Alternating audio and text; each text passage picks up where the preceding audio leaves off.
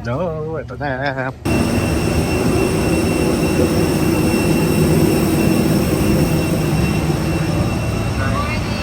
Morning.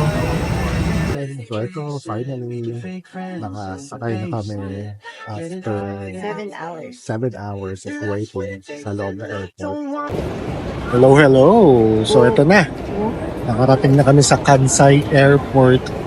So nakasurvive naman kami sa immigration. Kahit di namin alam kung ano ang aming gagawin. At dahil may language barrier. Pero maraming tao. Pero simple lang. No? Basta sumunod ka lang sa instruction. Kahit yung sign language na bibigay sa'yo. Sinabing one at a time, one at a time. So ngayon, ang gagawin namin is yung pocket wifi, i-claim namin. Tapos yung iPoca, pati yung sa Express para makapag-check-in na rin. Okay, so ito. Yun na naman. Hopefully, hindi kami maligaw.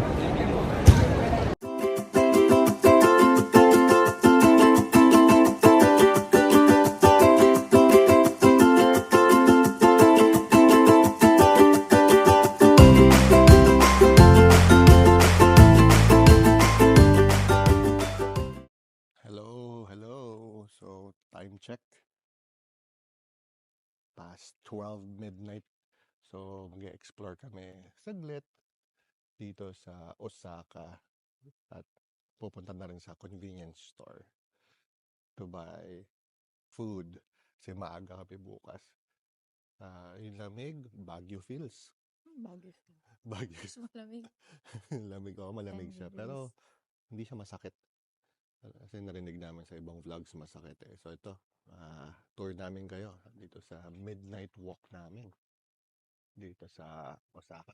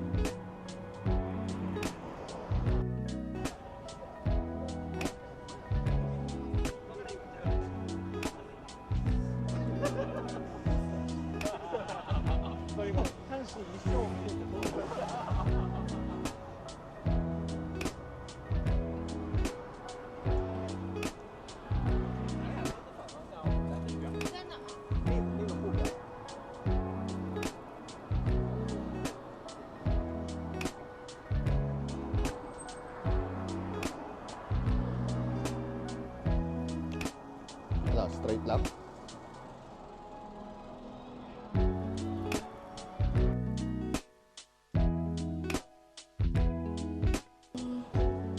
Ay, street food Ato bendo.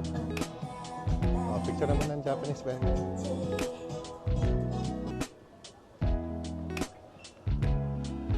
Kung nalala mo yung direction natin. Kasi dire-diretso na lang yun eh. Hindi, I mean yung from hotel papunta dito. Parang ang lapit lang eh. Diba? Lagkit Yup. Ay, nagipad.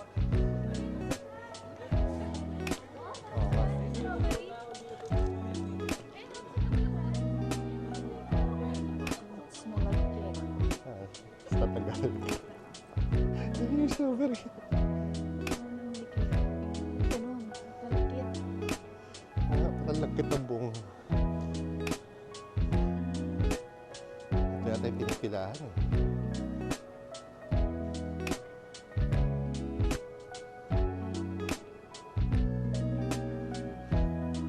Cretaceous versus yan. Cretaceous, maganda yung datom nun. Kaya hindi malagkit yung daan. Ano? Malagkit po yung daan. May pila pa rin, no?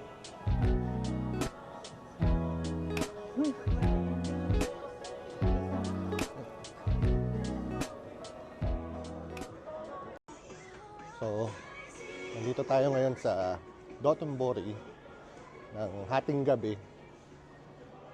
So, medyo tapos na lahat ng mga tourists for the day pumunta dito.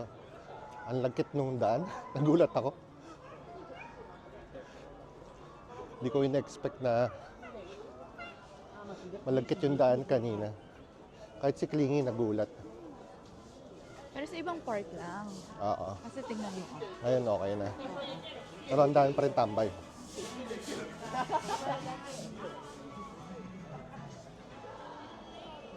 So ito, maghahanap kami ng open pa na ramen. Hopefully meron. So, tingnan natin guys.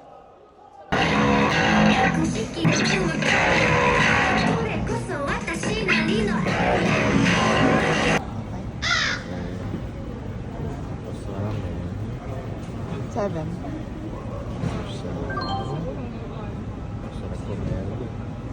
Combo 2. Cash.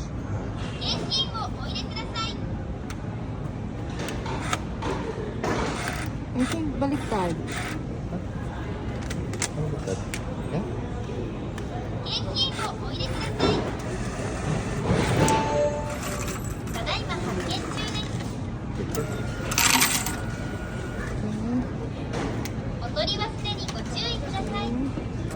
There's the change.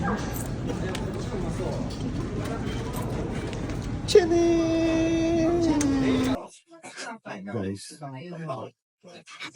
kaya lang na problema. Ang laki ng ramen, buwisit. Ano namin, uubutin yan.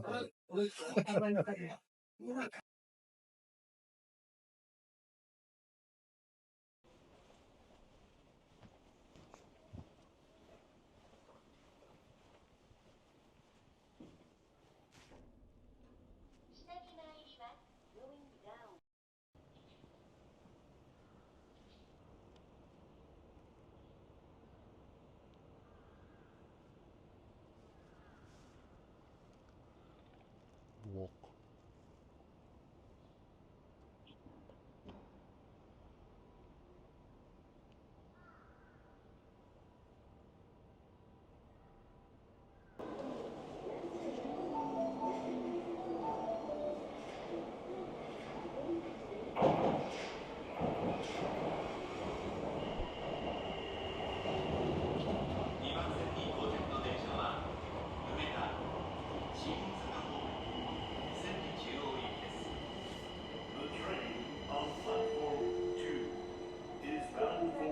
Good morning! Good morning. So, welcome to day 1. Kahapon kasi day 0.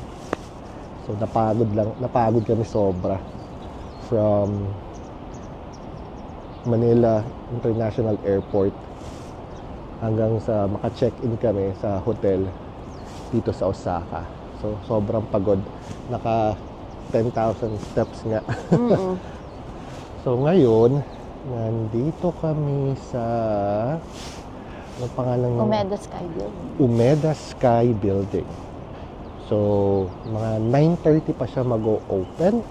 Pero pupunta kami dun sa observatory sa pinakataas. At nakita namin sa mga ibang vlogs na sobrang ganda ng view. So, ngayon, malalaman nga natin kung worth the hype talaga siya. So for the meantime, since sarado pa siya, magkakape muna kami. Hanap muna kami ng siguro Starbucks. Pero kwento muna namin sa inyo yung yung immigration process dun sa Manila. Diba? Kasi baka curious kayo kung ano yung mga tinanong sa amin. So simple lang siya, surprisingly. Kasi lahat ng vlogs na napapanood namin parang kinakabahan. So pati kami tuloy kinakabahan. Right? So the entire process para siyang 40 minutes. at 35 minutes doon yung pila. So 5 minutes or even less yung yung mismong interaction mo doon sa immigration officer. So ano yung tinanong sa akin? Dalawa lang. Isa is proof of employment and then yung return ticket back to Manila. Since nag-isip na kami ni Gail ng mga possible na pwedeng itanong sa amin, so we came prepared. Ang dami namin printout kung ano-ano. So nung hiningi yung tinanong sa akin yun, pinresent ko lang yung printout dun sa officer. This afternoon, yun na. So ikaw, ano ba tinanong sa'yo? Yung sa akin kasi is ibang situation naman.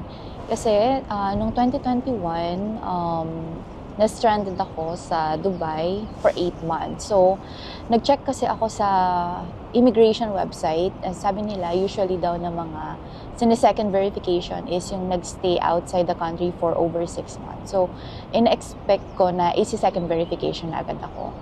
Pero, nung tinawag ako nung officer, una, tinanong niya sa akin yon. Sabi niya is, saan po kayo pumunta nung 2021? Which is, alam ko naman, nasa screenan niya yon. Pero sinagot ko pa din, sabi ko, sa Dubai po, sabi kong ganyan. And na-stranded po ako during the pandemic. Ayun. So, tinanong niya ako, vacation lang po ba yung pinunta niyo doon? Which is, yun, sinabi ko naman, vacation lang. And bumalik din naman ako doon sa, dito sa Pilipinas, doon sa Pilipinas. And, nakalagay din naman sa employment history ko na kung gaano ako katagal sa company. So after noon, hiningi niya yung COE or ID ko, ayan, at saka yung return ticket. Tapos habang chine-check niya, tinatanong niya ako if government employee daw ako. Actually, twice yung tinanong. I think, para siguro i-confuse ako, ayan. So, sabi ko na hindi po, ayan. So after noon, okay na. Pinalagpas na. So, medyo nakahinga ng maluwag kasi na-expect ko talaga na kaya kami sobrang maaga. Baka kasi magstay pa ako dun sa second verification. Pero hindi naman na. Yes. So, ang pinaka-tip lang namin sa inyo, magsabi ng totoo. Diba? Kasi, parang yung nangyari kay Gail. Nagtanong ng mga medyo kakaiba eh. Oo. And ako din naman, niready ko din naman yung mga papers ko before noong pumunta ako ng Dubai, including yung mga visa ko, lahat ng visa ko. Kasi 3 beses akong nag-renew ng visa ko doon dahil sa pandemic, hindi ako makabalik. So, niready ko yon, even yung website na nakalagay doon yung validity ng mga old visas ko. Parang just to make sure lang na hindi ako nag-overstay doon. Parang gano'n. And at the same time, doon na din ako nag-renew ng passport kasi nga, pa-expire na din yung passport ko doon dahil sa sobrang tagal kong nag-stay. So, yun nga, sabi ni Francis is, answer truthfully lang. Kung ano yung tinatanong, yun lang din yung sagutin. Huwag nang kung ano-ano pa yung dinadagdag. So, hopefully, nakatulong kami dun sa mga na-curious kung ano yung nangyari ano yung tinanong sa immigration process sa Manila.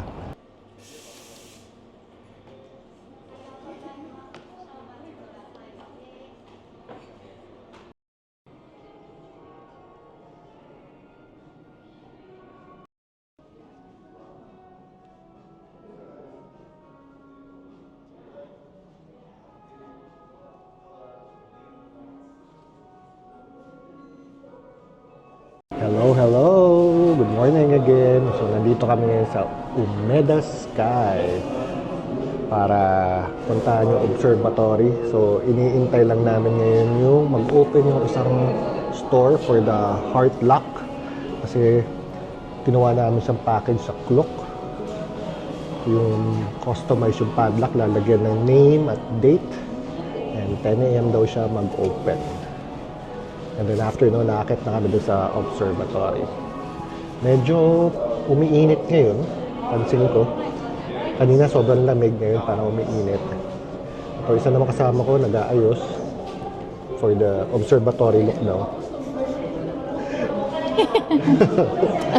So mamaya, pakita namin sa inyo kung ano yung view. Pero so far, nakakalula siya.